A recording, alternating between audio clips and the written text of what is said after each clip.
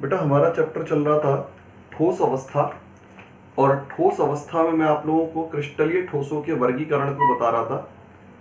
क्रिस्टलीय ठोसों के वर्गीकरण में मैं आपको आयनिक ठोसों के बारे में पूर्ण रूप से बता चुका था। इसके बाद हमारा चल रहा था सहसंयोजक ठोस।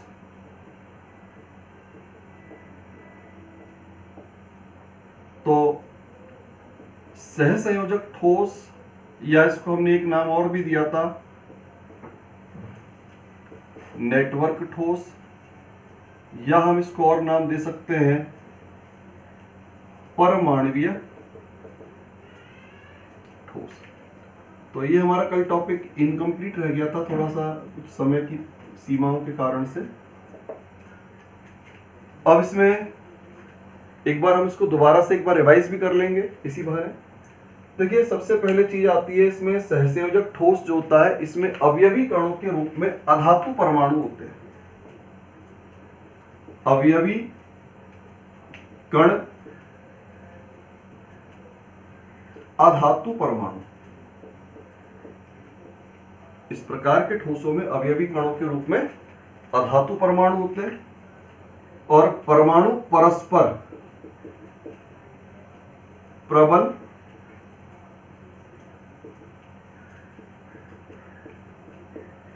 सहसंयोजक बंध द्वारा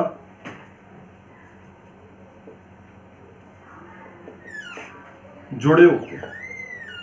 अवयवी कण अधातु परमाणु है, ये परमाणु आपस में प्रबल सहसंयोजक बंधों की सहायता से जुड़े होते हैं। तो इसी वजह से हम इनको क्या बोल रहे हैं, सहसंयोजक ठोस। अवयवी कण परमाणु है, इस वजह से हमने नाम दिया है इसको परमाणुवीय ठोस। अब एक नाम और हमने दे रखा है इसको नेटवर्क ठोस। तो नेटवर्क ठोस क्यों कहते हैं, देखिए परमाणु परस्पर जुड़ते हुए विशाल त्रिविमीय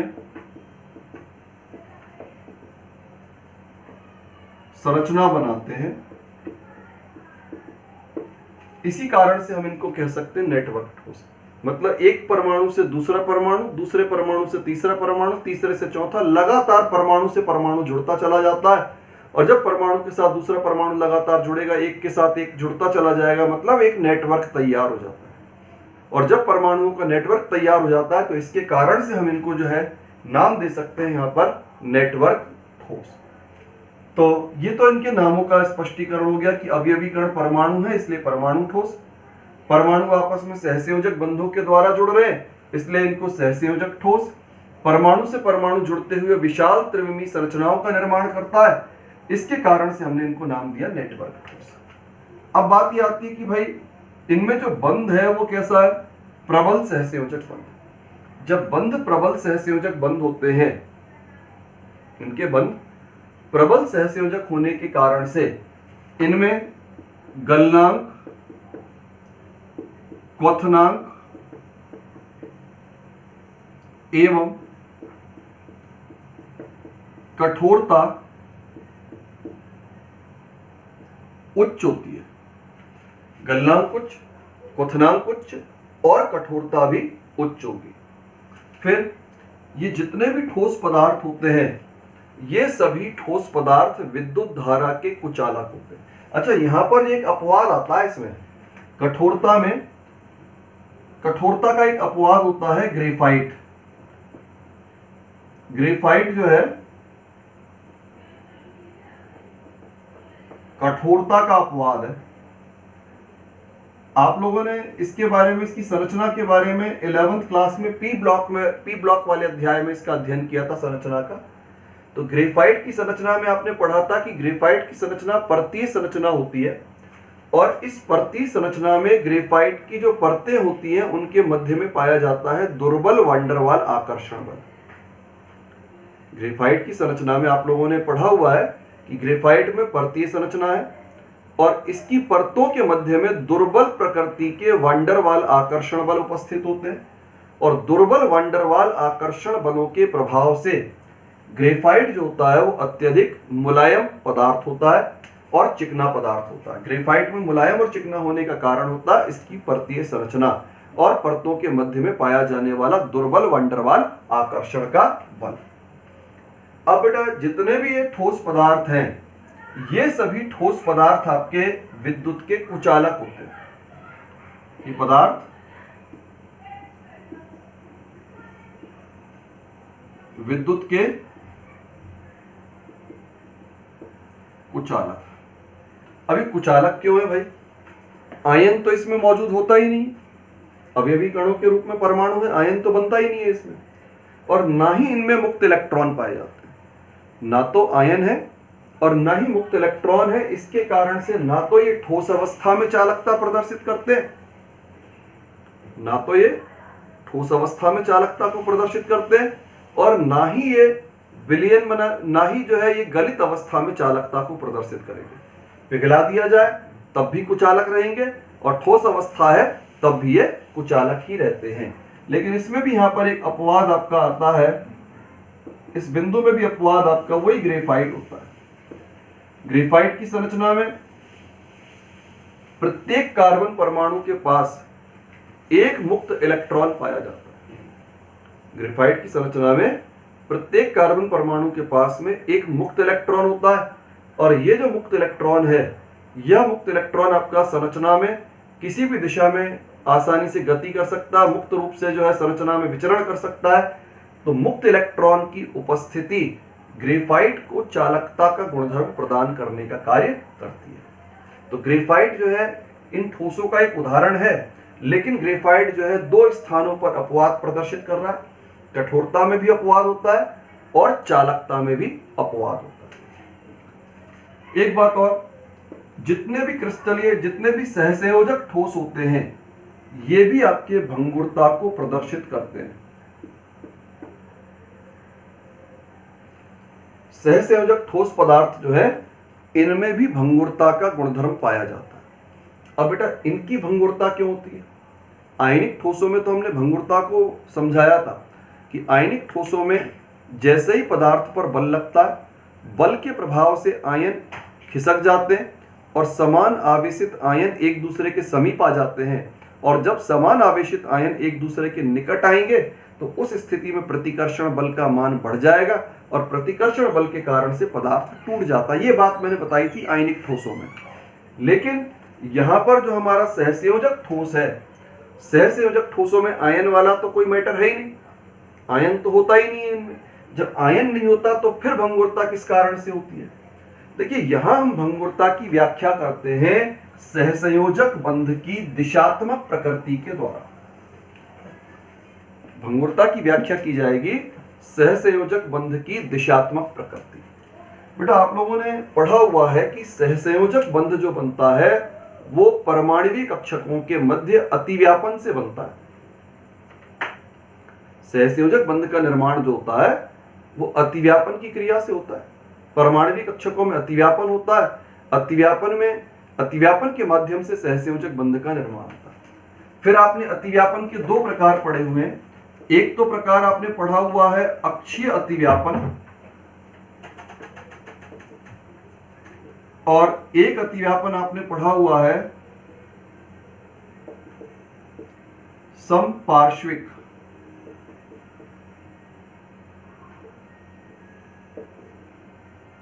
अतिव्यापन।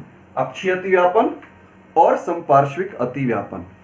तो अक्षीय और समपार्श्विक दो प्रकार का अतिव्यापन होता है, यानी या तो अतिव्यापन जो है अक्ष पर होगा, जैसे कि ये, जैसे मान लीजिए एक पी कक्षक ये हो गया और ये इस पी कक्षक की अक्ष हो गई, ये बीच में नाभिक, और ये दूसरा पी कक्षक हो गया। तो दोनों पी कक्षक एक अक्ष पर एक दूसरे के समीप आएंगे, तो ये जो अतिव्यापन है ये कहलाता है आपका अक्षीय अतिव्यापन।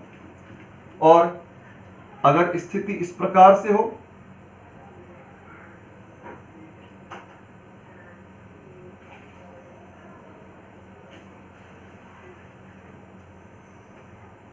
तो ये जो अतिव्यापन होता है इसे हम कहते हैं समपार्श्विक अतिव्यापन। इसमें दोनों पी कक्षकों की अक्ष एक दूसरे के समांतर होती हैं। अब बात ये आती कि भाई भंगुरता का इसके साथ क्या संबंध है। देखिए, भंगुरता का अर्थ होता है बल लगाने पर पदार्थ का टूटना, और सहसंयोजक बंध बनता है अतिव्यापन द्वारा। इसमें बनेगा सिग्मा बंध और इस स्थिति में बनता है पाई बंध। तो सिग्मा बंध की हम बात कर रहे हैं। यहां पर मान लीजिए यहां पर बल लगाया गया, इस दिशा में बल लगा, तो इस दिशा में बल लगने के प्रभाव से क्या होगा, ये संरचना, जैसे मान लीजिए इस प्रकार से संरचना थी, इस प्रकार की एक पी कक्षक ये हो गया, एक पी कक्षक ये हो गया, अक्षीय अतिव्यापन की ये स्थिति है। अब इसमें बल लगता है, तो बल के प्रभाव से इस प्रकार विकृति आती है। तो बल के प्रभाव से जब इसमें विकृति आएगी, तो इस विकृति के कारण से पी कक्षक इस प्रकार की स्थिति में आने लगेंगे, और जैसे जैसे पी कक्षक इस स्थिति में आएंगे,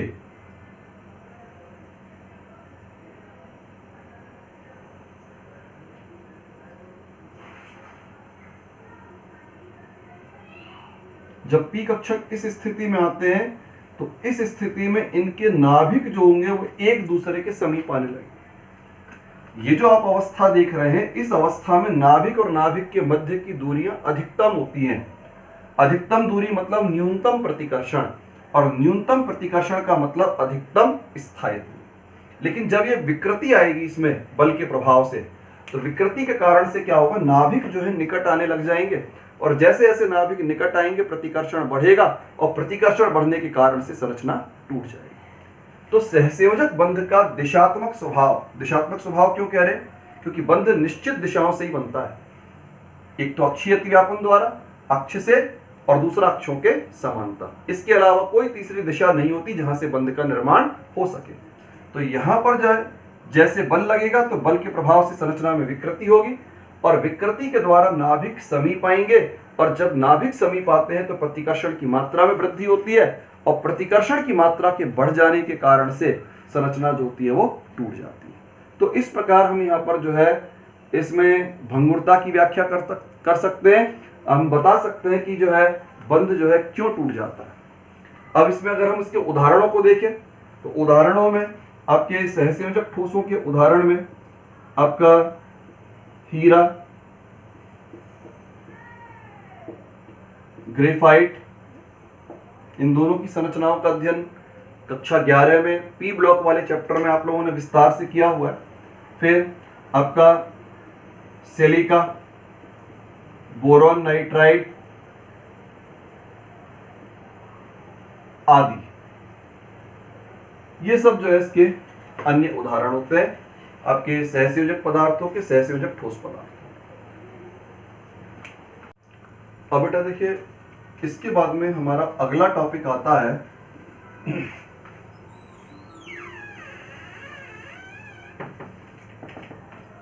क्रिस्टलीय ठोसों के वर्गीकरण में तीसरा बिंदु आता है इसका आणविक ठोस। देखिए, नाम से स्पष्ट है, आणविक ठोसों का मतलब हुआ वे ठोस पदार्थ जिनमें अवयवी कणों के रूप में अणु होते हैं। आणविक ठोसों का अर्थ है जिन ठोस पदार्थों में अवयवी कण अणु हैं। अब इन ठोसों को भी हमने 3 भागों में वर्गीकृत किया हुआ है। ये जो ठोस पदार्थ हैं, इनको हमने 3 भागों में वर्गीकृत किया हुआ है, और ये 3 भाग कौन कौन से हैं? पहला तो है अध्रुवीय, आणविक ठोस, दूसरा होता है ध्रुवीय आणविक ठोस, और तीसरा होता है हाइड्रोजन बंध युक्त आणविक ठोस।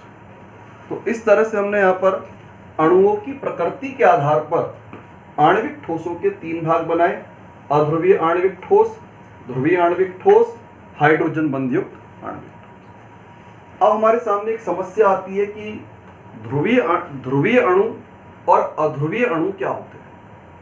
वैसे आप लोगों ने इसका अध्ययन जो है कक्षा 11 में अध्याय 4 रासायनिक बंध में किया हुआ है। द्विध्रुव आघूर्ण के माध्यम से वहां पर इसमें आपने अध्ययन किया हुआ है कि अगर किसी पदार्थ का द्विध्रुव आघूर्ण शून्य है, अगर किसी पदार्थ का द्विध्रुव आघूर्ण शून्य है तो वो पदार्थ, वो अणु आपका अध्रुवीय अणु होता है।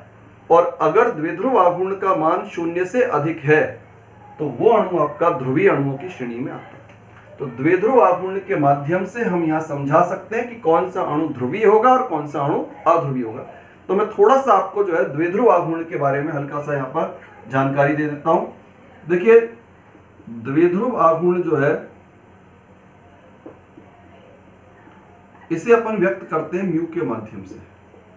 द्विध्रुव आघूर्ण होता है आवेश और बंध लंबाई का गुणनफल। आवेश इंटू बंध लंबाई, ये कहलाता है बेटा द्विध्रुव आघूर्ण। और जैसे हम इसको यूं मान के चलें, हमारे पास दो परमाणु हैं ए और बी। ये परमाणु ए हो गया, ये परमाणु आपका बी हो गया। एक बड़ा आकार का, एक छोटे आकार का। ये इनके नाभिक हो गए और नाभिकों के मध्य की दूरी हो गई। तो जब एक परमाणु छोटा एक परमाणु बड़ा, मतलब निश्चित रूप से विद्युत ऋणताओं में अंतर होगा। और जब विद्युत ऋणता में अंतर होता है तो छोटा परमाणु जो होता है वो ज्यादा विद्युत ऋणी होता है और बड़ा परमाणु जो है वो अपेक्षाकृत कम विद्युत ऋणी होता है। छोटे परमाणुओं की विद्युत ऋणता अधिक और बड़े परमाणुओं की विद्युत ऋणता कम। तो साझे के इलेक्ट्रॉनों को छोटे परमाणु के द्वारा अपनी ओर खींचा जाएगा। साझे के इलेक्ट्रॉनों को छोटे परमाणु के द्वारा अपनी ओर खींचा जाएगा, जिससे इस वाले के ऊपर आंशिक ऋणावेश आएगा। और चूंकि साझे के इलेक्ट्रॉन बड़े परमाणु से थोड़ा दूर खिसक गए हैं, इसके कारण से इसके ऊपर आएगा आंशिक धनावेश। जितना इस पर ऋणावेश आएगा उतना ही इसके ऊपर धनावेश आएगा। तो आवेश की मात्रा रहती तो समान है, केवल चिन्हों का फर्क होता है। जितनी मात्रा में ऋणावेश उत्पन्न होता है उतनी मात्रा में धनावेश, या जितनी मात्रा में धनावेश उतनी मात्रा में ऋणावेश। तो इस प्रकार आवेश का मान और ये अंतर नाभिक की दूरी जो होती है ये कहलाती है आपकी बंध लंबाई। तो इस प्रकार आवेश और बंध लंबाई का जो गुणनफल होता है इसको हम कहते हैं द्विध्रुव आघूर्ण। इसमें मात्रक की बात की जाए तो मात्रक इसका अगर हम सीजीएस में लेंगे तो आवेश का मात्रक ESU और लंबाई का मात्रक सेंटीमीटर, ESU सेंटीमीटर। ये तो हो गया आपका सीजीएस में। और अगर हम इसको SI में लेते हैं तो कूलाम इंटू मीटर, ये आपका मात्रक हो गया SI में। लेकिन फिर भी हम इसमें एक मात्रक और काम में लेते हैं, वो मात्रक होता है डेबाई,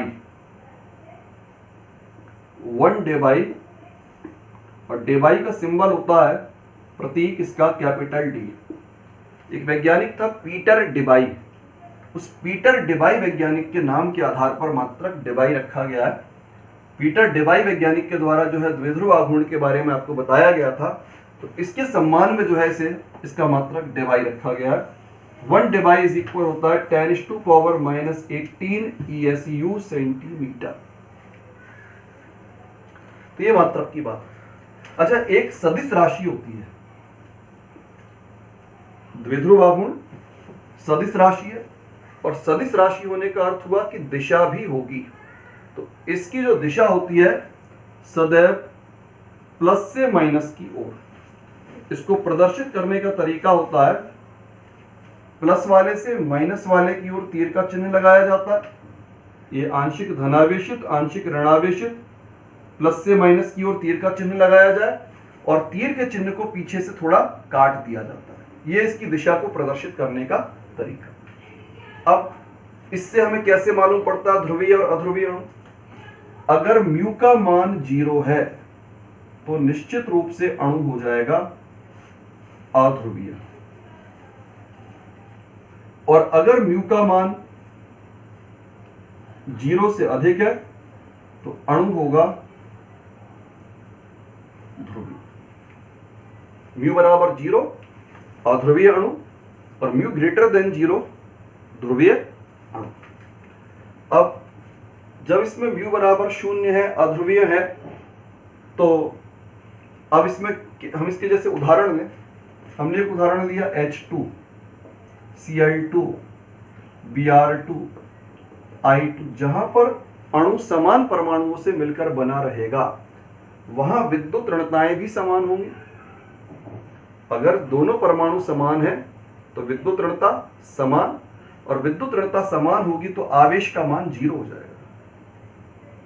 विद्युत ऋणता समान होने पर आवेश का मान 0 हो जाएगा, और 0 से गुणा करने पर द्विध्रुव आघूर्ण का मान आएगा 0। 0 से गुणा किया जाएगा बंध लंबाई को तो द्विध्रुव आघूर्ण 0 हो जाएगा, और इसका अर्थ हुआ अणु क्या होंगे, अध्रुवीय अणु होंगे। ध्रुवीय में जैसे आपका HCl, HF, HBr, ये सब जो है ध्रुवीय अणुओं के उदाहरण। अभी तक हमने जो उदाहरण दिए हैं ये द्विपरमाणुवीय अणुओं के उदाहरण हैं। लेकिन मान लीजिए अगर अणु में परमाणुओं की संख्या अधिक हो, 2 से ज्यादा हो, तो फिर हम कैसे निर्धारित करते हैं, तो हम देखते हैं सममित और असममित।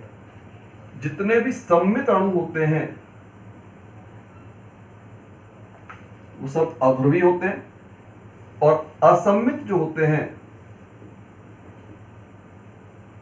वो ध्रुवीय होते हैं। सममित की शर्तें क्या है, सममित की 3 शर्तें होती हैं। पहली, केंद्रीय परमाणु पर लॉन पेयर एकाक युग्म ना हो। पहली शर्त, केंद्रीय परमाणु पर एकाकी युग्म नहीं होना चाहिए। दूसरी शर्त, सभी बंध समान होने चाहिए। और तीसरी शर्त होती है सभी बंध लंबाई व बंध कोण समान। इस तरह से जो है अणु आपका इन 3 बिंदुओं के आधार पर, इन 3 में से भी मुख्य हमारे लिए 2 बिंदु होते हैं। तीसरे बिंदु में लंबाई, बंध लंबाई का मान, बंध कोण का मान प्रत्येक अणु के लिए ज्ञात करना संभव नहीं है। तो मुख्य 2 बिंदुओं के आधार पर हम सममित की पहचान करते हैं। जैसे मान लीजिए हमने एक उदाहरण लिया H2O, कैसा होगा, केंद्रीय परमाणु पर लॉन पेयर ना हो, और ये क्या कह रहा है, इस पे लॉन पेयर दिखाई दे रहा है। लॉन पेयर दिख रहा है मतलब क्या हो गया, शर्त का पालन नहीं कर रहा, और शर्त का पालन नहीं कर रहा मतलब असममित, और असममित का मतलब हो गया म्यू ग्रेटर देन 0। केंद्रीय परमाणु पर लॉन पेयर नहीं होना चाहिए शर्त के अनुसार, जबकि यहां पर मौजूद है, और लॉन पेयर मौजूद होने के कारण से असममित हो गया, और असममित होने के कारण से ध्रुवीय हो गया। फिर सभी बंध समान, देखो दूसरा उदाहरण देखते हैं अपन।